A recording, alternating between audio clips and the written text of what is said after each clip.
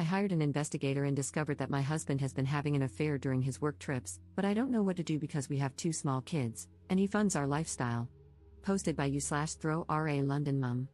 My husband, 47M, and I, 44F, have been married for just over a decade, and it has been, for the most part, a loving marriage centered around our two beautiful children. Of course, I've had grievances. He travels a lot for work, is constantly glued to his phone, and sometimes abruptly pops out for errands that he has always been incredibly vague about. Initially, these didn't concern me too much. He has a very demanding job that has allowed us to have a lifestyle I never thought possible, enabled me to leave work to be with the children, take us on wonderful holidays, and send the children to a great school. I always felt that complaining to him about his work, phone, computer, and random emergencies would be selfish, considering everything he does for us. However, 2 weeks ago, I started getting really suspicious after I found a condom in the inside pocket of his blazer. There was no reason for him to have it there, as we only ever have sex at home, and frankly, it isn't something we do as often as we used to. This prompted me to do something I never thought I would do. I found an opportunity to get into his phone when he wasn't looking. I'm not sure what I was looking for. I first checked his photos but couldn't find anything. Then I decided to check his messaging apps, WhatsApp, Telegram, but both were password locked, which I found very odd.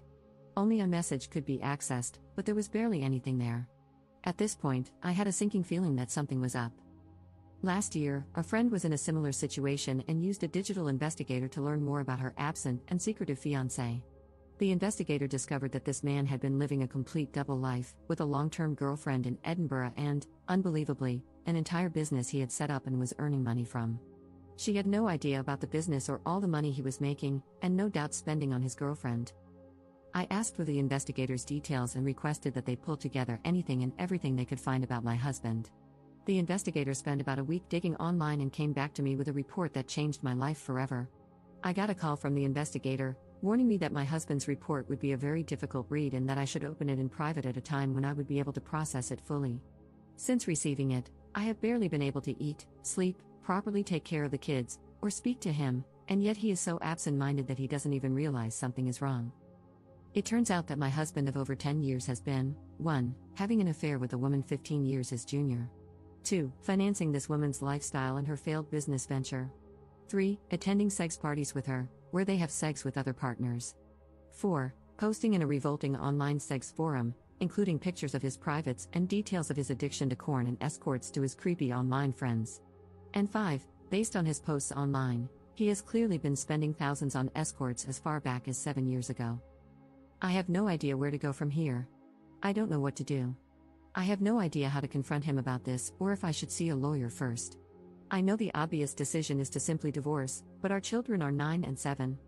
I have loved him since we first met 14 years ago, and I know that I have a place in his heart too, in spite of these actions. If he is truly an addict, then maybe there is a way to get through this if he agrees to treatment? I am a complete mess, and I can't talk about this to anyone in person just yet. Any advice you have for me would be really appreciated. Relevant comments. Commenter. You are allowing your love of a cushy, expensive lifestyle to cloud your good judgment. You deserve better. Your children deserve a happy home, which this will never be with a parent who is any kind of addict.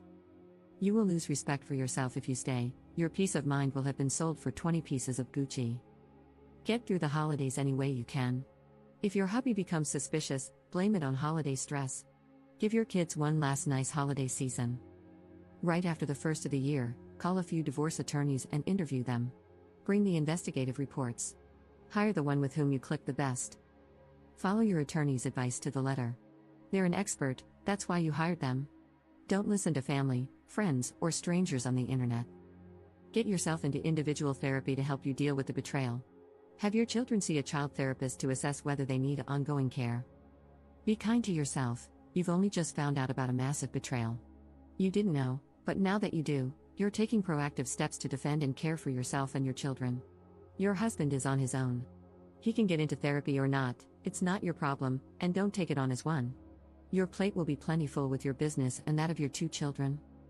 Wishing you and your children a peaceful and joy-filled 2025 as you move together into a new life. Ops response. Thank you so much for this comment. This was one of the most useful ones I have gotten, and I truly took it to heart. I have yet to get into therapy, as I simply haven't had time for it yet, but I am planning to the moment things start to slow down a bit. Update 6 weeks later. This is an update to my original post from around a month ago. Firstly, I'd just like to thank almost every single one of you who has commented to offer me advice or messaged me privately. I took a lot of advice on board, especially from a legal standpoint, and this has proven to be of great benefit.